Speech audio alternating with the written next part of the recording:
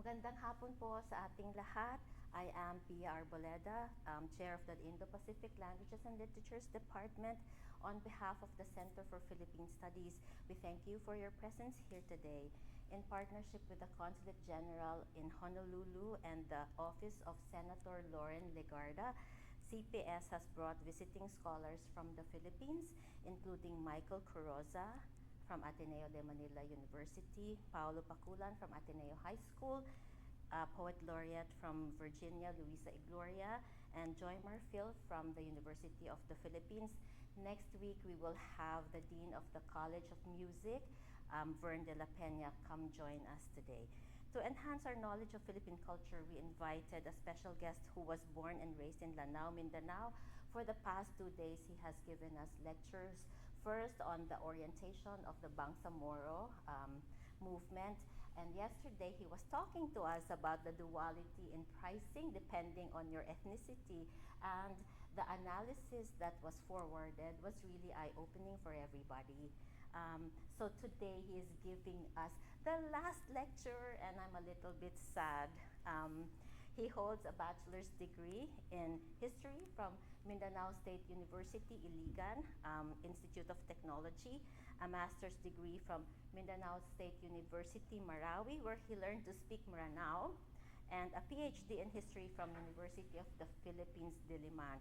He also has additional specialization in anthropology.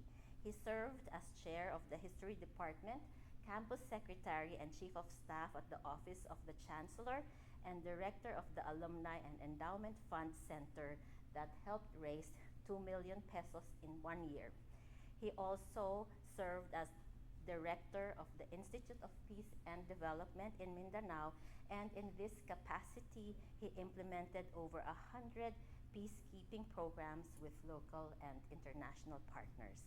In 2015, he was one of the speakers of the CPS conference, so it has taken him 8 years to return to Hawaii's beautiful shores. So please join me in welcoming our dearest colleague from Mindanao State University, Dr. Juvanni Caballero. Thank you, Dr. Arboleda, for the very generous introduction. Good afternoon, everyone. I'm here to share with you the last lecture that I have prepared for the lecture series of the Center for Philippine Studies and the Department of Indo-Pacific Languages and Literatures. The first lecture that I had was actually an introduction to how diverse the southern Philippines is, where I came from, and this is supposed to be the second lecture, but because of some technical difficulties yesterday, we had it delivered. We had this delivered today. So it's entitled "The Nationalized Symbols of Injustices: Contemporary Sources of Bangsamoro Grievances." For those who are not familiar with the Bangsamoro, this is an emerging identity in the southern Philippines that is being embraced by the Islamized ethnic groups in the southern Philippines. The Philippines used to boast that it's the only Christian country in Asia. But a significant portion of our population in the south is actually Muslim. Okay? And because of that, they feel that they deserve space in the national community. They feel that they deserve. They had to assert this space because they feel marginalized. They feel sidelined. And in fact, there are grievances that the Muslims or the Bangsamoro of the Philippine South think that these are legitimate grievances, but the majority of the Filipino population couldn't understand.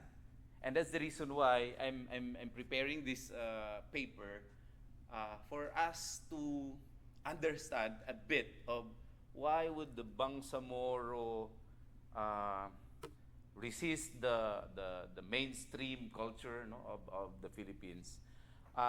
When I was a new student of history, I couldn't understand why a Muslim would say, I am not Filipino. And this is also true, by the way, for the indigenous groups that we had in the Philippine South. No? Some of them feel that they are not Filipinos. No? And why can't they feel they're Filipinos? Is because of these grievances. So I'm trying to explain what these grievances are. Okay. So, says, is this, it's not functioning. Okay, there, thank you. Well, let me provide you the context first, no, of the paper. As I've said, many Filipinos could not understand the Bangsamoro aspiration to self-determination. The resistance of the Bangsamoro to assimilate with the mainstream Filipinos is actually manifested, no, in the idea of self-determination. No? I'm resisting because I have a different identity from you. I cannot accept, or I cannot embrace, I cannot be like you because I have my own self-determination. That's one. And many Filipinos could not understand that. There is also Republic Act 10908. This is a law that mandates all educational institutions in the Philippines, from the basic up to higher education, to integrate the history of the Filipino Muslims and indigenous peoples in the teaching of Philippine history. But it cannot be implemented well because many of our educational institutions in Visayas and even in Luzon do not even have the capacity, do not even have the expertise, do not even have the materials. No? So you see the compounding effects of these ones, no? Where we want to understand the Bangsamoro people, but there is no one available to explain things to the mainstream Filipinos. Okay? And there is little space left to discuss about Bangsamoro, and this space is left in the hands of popular media. So right after the bombing, by the way, if you do not know, I used to teach in Mindanao State University in Marawi City. That's the only Islamic city in the Philippines. And there is Mindanao State University there, a huge university. We have 15,000 students, by the way. And a bomb exploded inside the university, killing several people and wounding several others. And if you look at social media,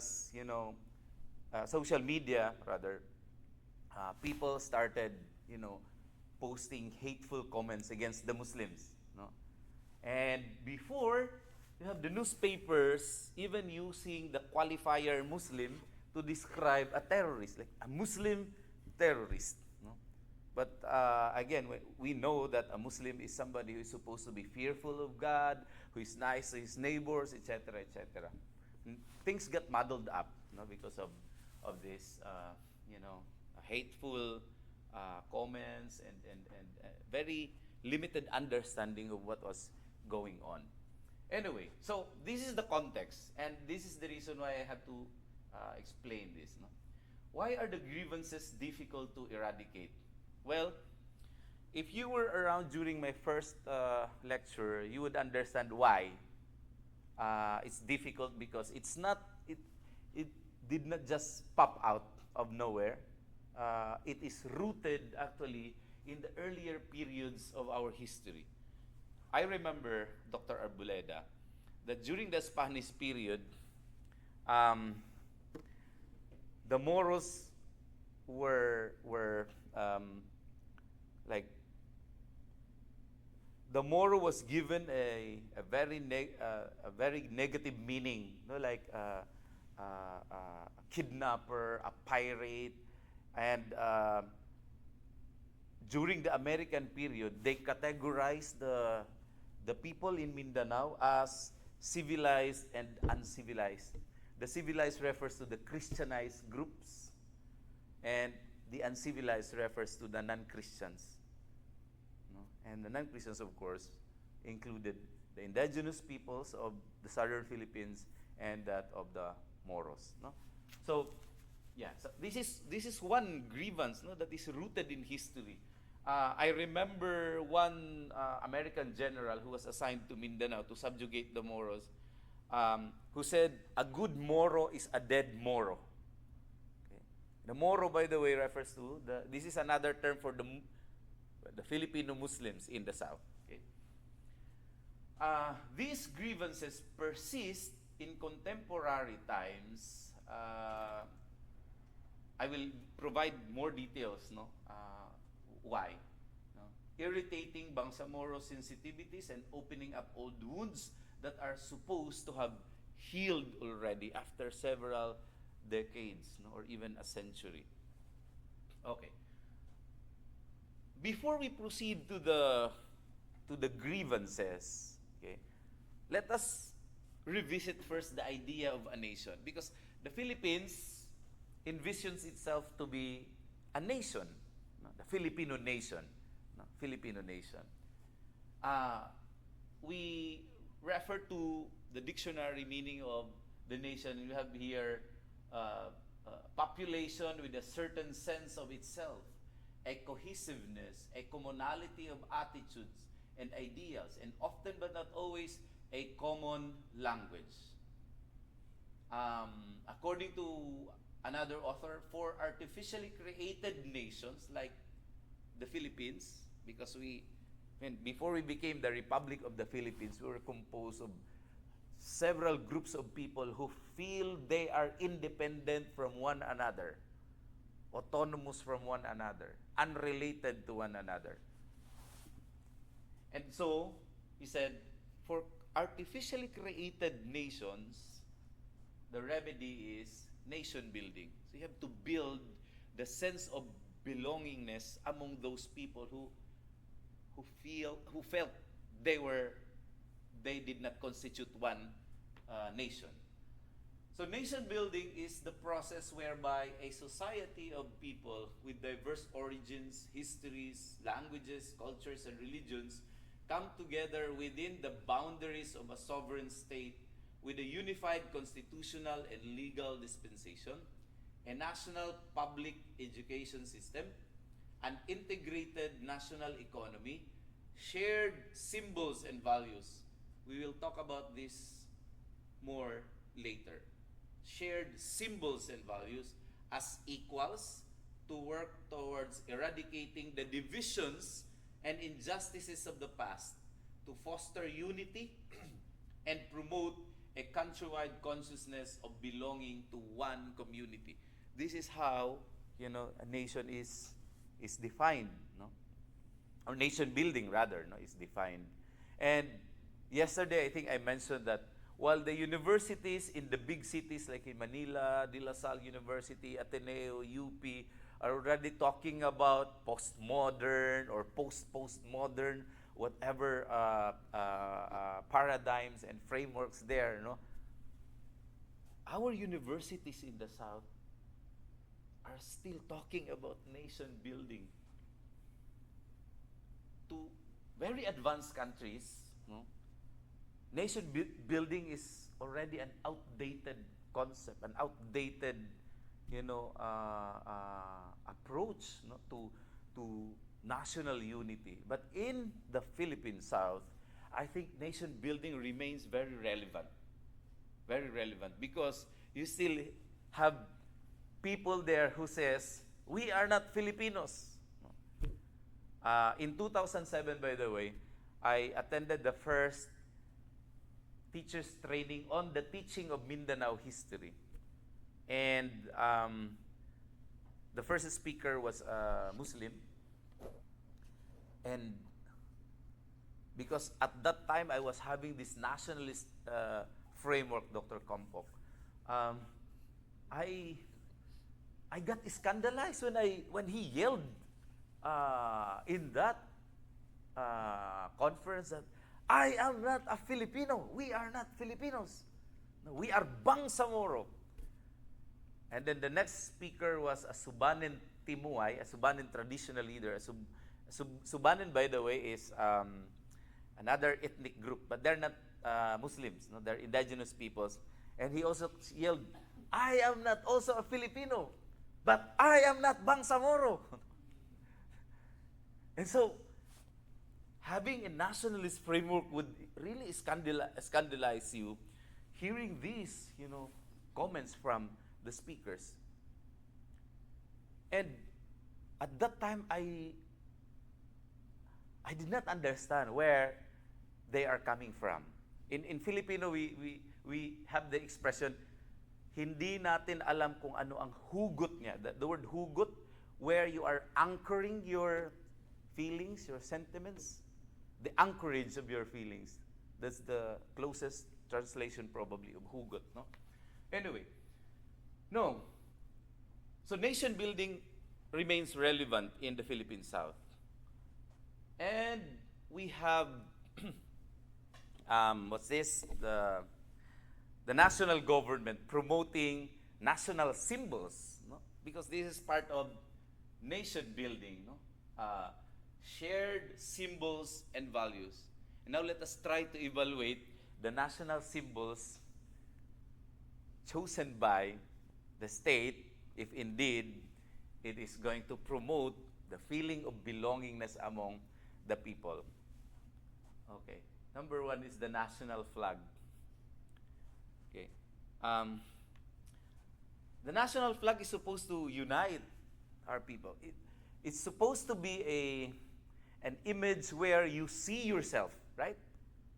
Like if you consider yourself an American, you see the American flag, that is my flag, because I see myself there.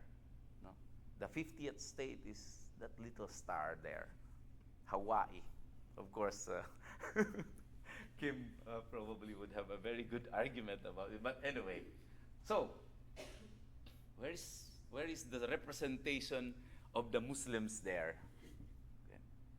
The government will say, the 3 stars represent the 3 geographic areas of the Philippines, Luzon, Visayas, and Mindanao. And the 8 rays of the sun refers to the first 8 provinces in Luzon, mostly Tagalog provinces, that first resisted the Spanish colonial regime. And the Muslims were saying, like, we did not resist only in the 19th century. We resisted right at the beginning of the Spanish occupation of the Philippines. We are not represented in the rays of the sun.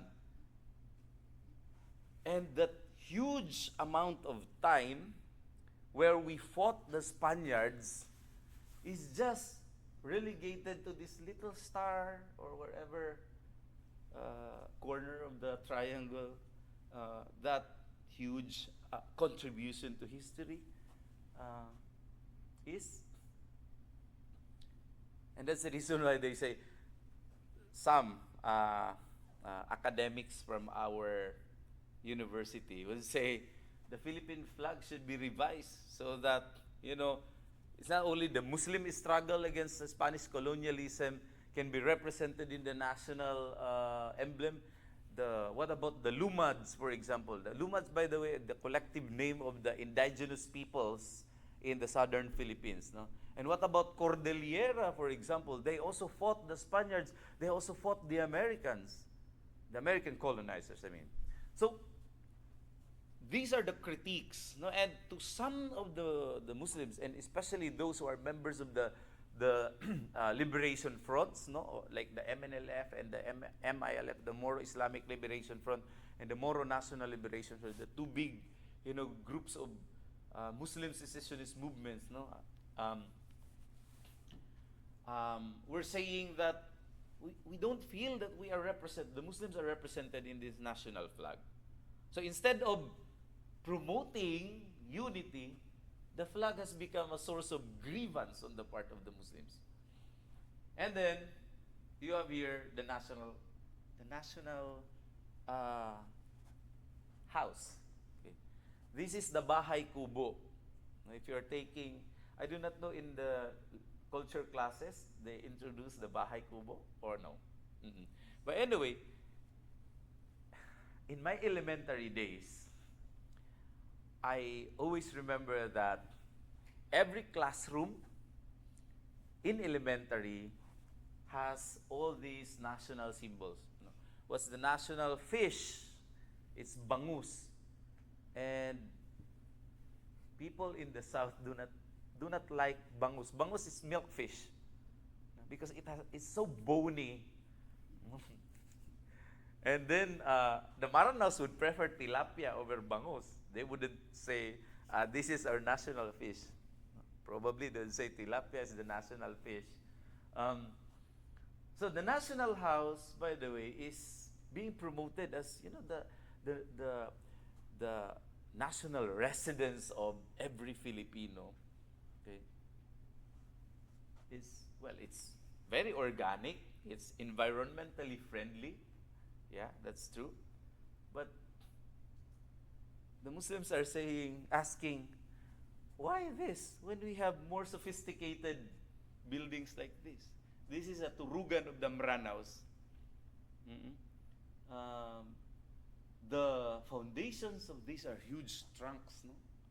And the ukir, the carvings are very intricate, okay, and very sturdy as well. Okay, why choose this over this? This is very common in the Christianized areas, okay, but this one is prevalent in the Maranao areas. Maranao, by the way, there are 13 Islamized tribes in the Philippines. No, the Maranao is one of them. No, so this is a trademark of Maranao culture, trademark of Maranao architecture, and of course there is another Islamized group in the southern Philippines. They call themselves Tausug, and they are dominant in the Sulu archipelago. Okay, and the Tausug has the Astana, which is the residence of the Sultan of Sulu. But why this? No? So that's the question. That's the question. So instead of what's this? Seeing themselves in the national symbols, okay, despite the magnificence, despite the beauty, despite the sophistication, they feel that they are being sidelined. No. You cannot be the national symbol because we have this as the national symbol. No? So instead of promoting the feeling of belongingness, a sense of identification, it has become a source of grievance. Yeah, this is an example of the posters. No, the national fruit is mango. The national animal is the carabao. The national costume is Barong Tagalog and Barot Saya, and so on and so forth. Now, let's go to the national food of the Philippines. This is supposed to unite. Sorry, no? excuse me. Yep. Does it still say bakya? Is that the bakya? I think so. Oh my God. Yeah. Okay. These are posters being displayed in conspicuous areas. But yeah, probably a decade ago, these are but we have already informed the Department of Education. We have already informed the Office of the Presidential Advisor on the Peace Process. And our discussion here is moot and academic. No? I think DepEd is doing something already to address these problems. But again, as I've said, this is moot and academic. The impact of these national symbols could be long-term because, it has already reached the rhetoric, no, of the Moro Islamic Liberation Front, the Moro National Liberation Front, and the resistance movement. No? The national food says lechon. It's okay if it's lechon manok or lechon kambing, but it's not lechon kambing or manok. It's really lechon baboy. And the Muslims thought, this is very offensive. We don't eat pork. And everybody else, apart from the Muslims who do not eat pork, like the Seventh-day Adventists, no? Because in the Philippines, we have a huge sector of Seventh-day Adventist adherents. No? And of course, you have those who have hypertension, arthritis, who are prevented. No, I was just kidding. No? This is an exaggeration, but again, you see now the problem that national symbols, chosen national symbols, could pose to people. No, instead of uniting people, no, it would be dividing people. No? So the national symbol has to be, scrutinized and really, discerned well. Otherwise, you will not achieve your purpose. Okay? National Heritage Site. There is an agency in the Philippines called the National Historical Commission of the Philippines, and it is this agency that is charged with declaring national heritage sites. And we say heritage sites, okay, these are sources of pride for all Filipinos. Let's examine them. Of the more than 1,500 nationally declared heritage sites, 13 are only found in the BARM. The BARM is the Bangsamoro Autonomous Region in Muslim Mindanao. This is the autonomous region that is comprised of the predominantly Muslim provinces in the southern Philippines. Only 13 of the 1,500. If you are going to get the percentage of that, it's not even 1%. And of the nationally declared heritage sites in that area, that used to be part of the Old Moro Province. The Old Moro Province is actually composed of 5 districts, like Davao. But Davao is it has become predominantly Christian now. And then Cotabato, which is, of course, composed of several provinces now. But some of these provinces have become Christian, predominantly Christian. Lanao, for example, it was divided into 2. The southern part is predominantly Muslim, but the northern part is predominantly Christian. Zamboanga used to be... The reason why it was called Moro Province is because at that time when it was organized in 1903 by the American colonial regime, the majority of the population in those districts were actually Moros or Muslims. But you go to the next and succeeding decades, the demographics would eventually change. Anyway, let's look at the nationally declared heritage sites. Cotabato, which is actually the capital of the autonomous region now, you have here the heritage site of the Immaculate Conception Church. This is Bangsamoro territory, but the heritage site is Immaculate Conception Church. There are also Christians in Cotabato, by the way. The Notre Dame Archdiocesan Seminary, the Spanish Fortification in Piquit, the General Paulino Santos Shrine. I think General Paulino Santos is like the equivalent of Dole here in Hawaii.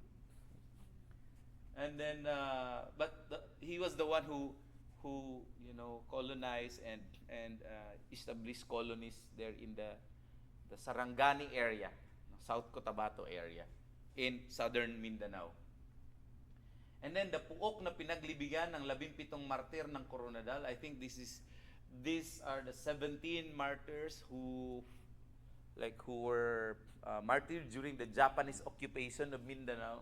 And the last, and I wouldn't say definitely not the least, the shrine of Sultan Kudarat. Sultan Kudarat, by the way, was the first Sultan of Maguindanao who earned the respect of the Spanish colonizers, so that the Spaniards, agreed to sign a treaty with him. And he established peace, and consolidated his, the different tribes in central Mindanao during his time. And you know where the shrine of Sultan Kudarat used to be located? It was located at an obscure part of the public plaza of Cotabato City, behind a huge tree.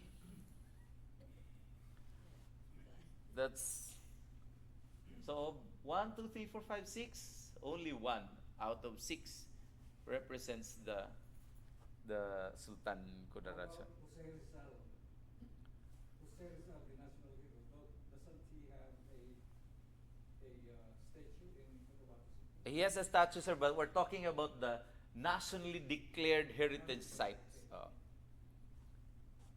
Zamboanga, another district of the old Moro province, has the Bahay Pamahalaan ng Zamboanga. This is the City Hall of Zamboanga, the Bank of the Philippine Islands of Zamboanga, okay, the oldest bank in the Philippines.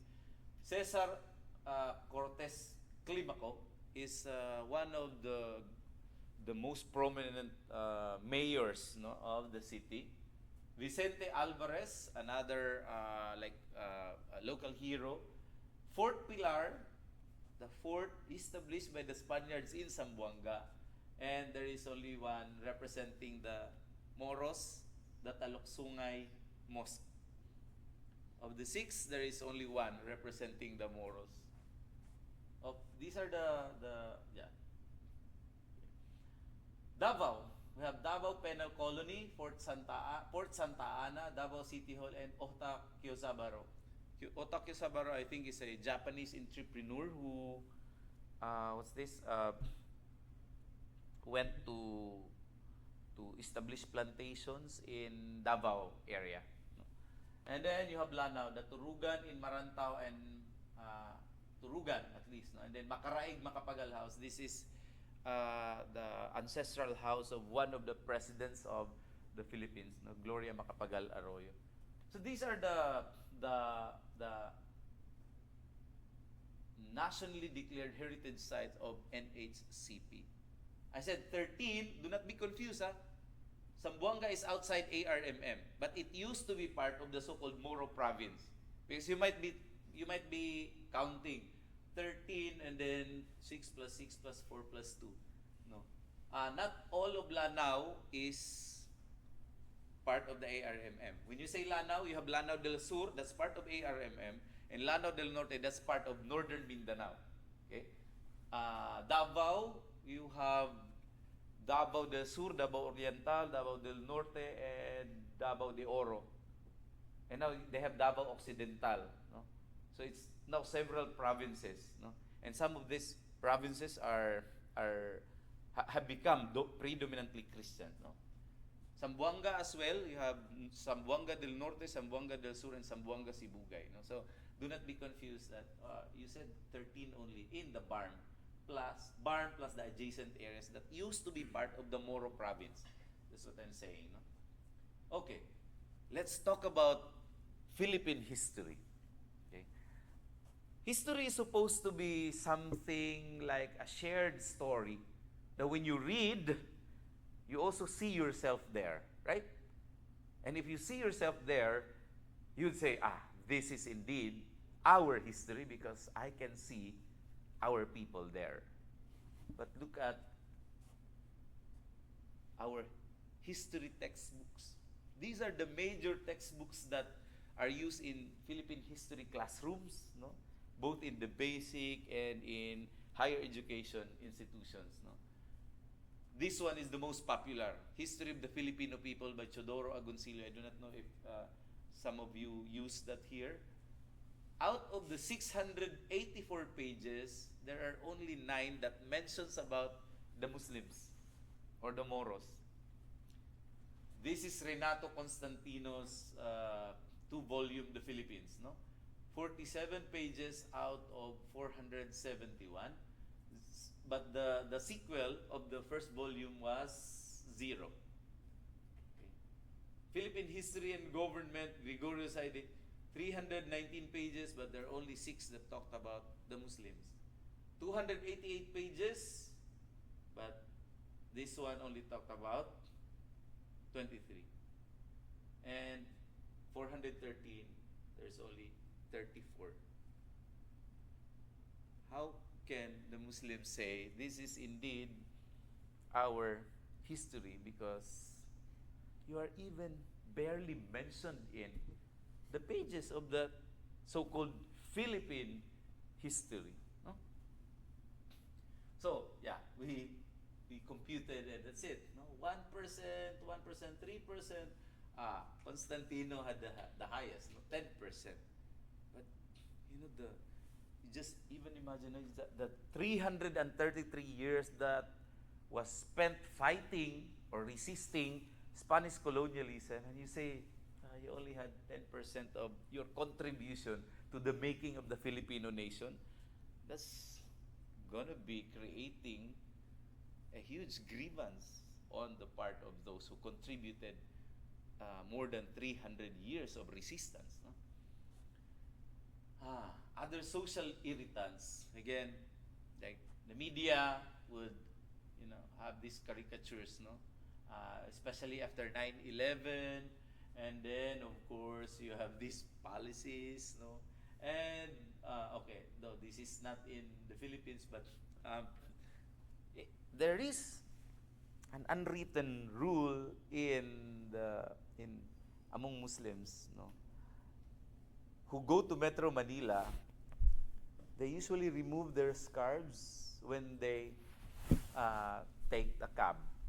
Otherwise, especially in Manila, that many taxi drivers are